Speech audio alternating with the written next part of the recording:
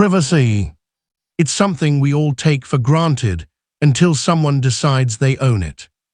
My name's Daniel Reed, 28 years old, software engineer, first-time homeowner in Maple Creek Residences, a quiet, tree-lined community that promised peace, safety, and a sense of belonging. When I signed the papers, I thought I was buying freedom. Instead, I bought surveillance. This is how I caught my HOA spying on me and made them regret ever crossing the line. The beginning. It started small, subtle, the kind of thing you almost miss. I noticed new security cameras popping up around the neighborhood. One on the clubhouse roof, one at the main gate, then another on a lamppost, this one facing my backyard. At first, I shrugged it off. Maybe the installers messed up the angle. Cameras were common, right? Nothing to worry about. Until one night, while making dinner, I saw something through the window. A faint red light, blinking. I leaned closer. It wasn't a reflection, it was a recording light, flashing straight through my kitchen window. I stepped outside barefoot, phone flashlight in hand, and looked up. The camera's lens glinted in the dark, perfectly aimed at my sliding glass door. That's when it hit me, this wasn't for community security. It was aimed directly into my home. The complaint. The next morning, I marched to the HOA office. Behind the desk sat Paula Green, the HOA president, always dressed like she was on her way to a boardroom coup. Perfectly pressed suit, clipboard in hand, smile sharp enough to cut glass. "Morning, Paula," I began. "Mind telling me why there's a camera pointed at my house?" She tilted her head, smiling sweetly. "Oh, Daniel," she said, voice dripping with condescension, "those cameras are for community safety. You have nothing to worry about." "Then why," I asked, "is one pointed directly into my kitchen?" Her smile faltered for half a second.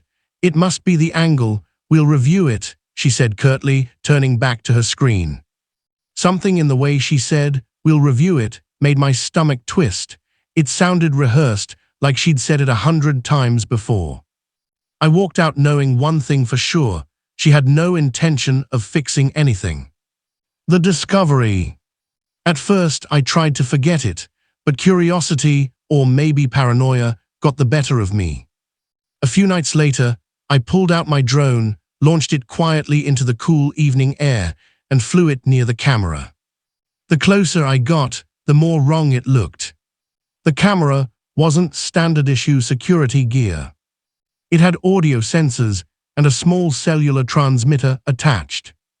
That meant it wasn't just recording, it was sending data somewhere.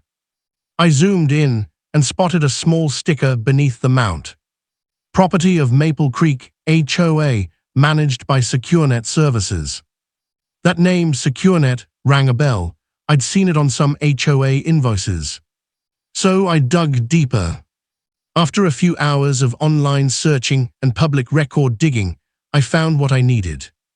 SecureNet Services was owned by one Gregory Green, Paula's husband. The hack. I knew I had to be smart. One wrong move, and they'd erase the evidence or worse, sue me for tampering. So I built a small wireless sniffer using a Raspberry Pi, configured to detect nearby networks. Within minutes, I picked up the SecureNet signal. No encryption. No password. Just pure arrogance. I intercepted the feed, and what I saw made my heart stop. There was my own backyard, my living room, even my kitchen's live. Then I switched feeds. Dozens of other homes, kids playing, people grilling, families watching TV, all being streamed to a cloud server. I pulled the server logs and cross-referenced the access data. The timestamps matched exactly with Greg Green's login sessions. He wasn't managing security. He was watching people. The setup.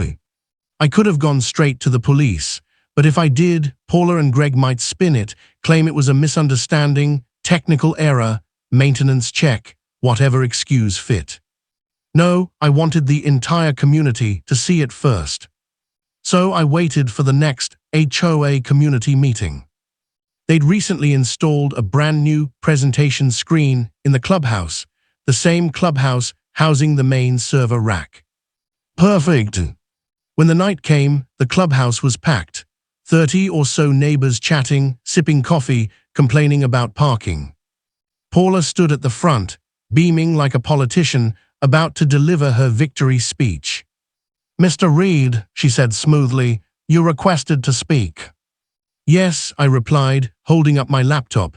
"I just want to show everyone something interesting." The reveal. I plugged in my laptop and projected the feed. The screen flickered to life. At first, a few confused murmurs. People thought it was a slideshow. Then the footage appeared. Not of the clubhouse, not of the gates, but of their homes, their backyards, living rooms, even a few bedrooms visible through open windows. A collective gasp filled the room. I turned to the crowd. "These are your so-called security cameras. Each one streams directly to a private cloud account owned by Greg Green." Paula's face drained of color. Greg stood in the back, frozen. I clicked to the next slide. Server logs, timestamps, usernames, IP addresses. "Everything," I said quietly. "These are the access logs. Every time Greg logged in, he watched someone's home, including mine." A woman near the front shouted, "You've been spying on us." Paula stammered, "This is a misunderstanding. It's for maintenance." "Maintenance doesn't involve watching families eat dinner," I cut in. "The only misunderstanding here is thinking you wouldn't get caught." Gasps turned to shouts. Someone pulled out their phone. Within minutes, people were filming, posting, forwarding clips to neighbors. Paula's empire was collapsing in real time. The fallout. By dawn, the footage had spread like wildfire. Local news picked it up. HOA accused of spying on residents, cameras found aimed into private homes. The next day, police arrived at Greg's office with a search warrant. They seized servers, laptops, and hard drives. The evidence was overwhelming. Turns out, over 40 households had been recorded without consent. Greg was charged with multiple counts of privacy invasion, wiretapping, and unauthorized surveillance. Paula was removed as HOA president and banned from holding any community leadership position again. The HOA itself was fined $250,000 and forced to dismantle every single camera on the property. Neighbors who'd once smiled politely at meetings were now outraged, furious that the people meant to protect them had violated their trust so completely. The redemption. A few weeks later, the new board held their first meeting. This time the blinds were open, the lights were natural. No cameras, no blinking red lights, just people, neighbors, talking like humans again. They passed a new rule unanimously. The Reed Privacy Act. It guaranteed that no camera could be installed near a homeowner's property without their written approval. Every feed would be encrypted, locally stored, and reviewed by a neutral third party, not the HOA. It wasn't just policy. It was peace of mind. Now, when I walk past the clubhouse, I see the clean roofline where the old camera used to sit. When I look up at the lampposts, I see nothing but blue sky. No lenses. No blinking lights. No spying eyes. People still wave to me sometimes. "Hey Daniel, thanks for what you did." I just smile and nod. I don't need thanks. Because privacy isn't a luxury, it's a right. They watched me through a camera. But in the end, I made the whole world watch them back.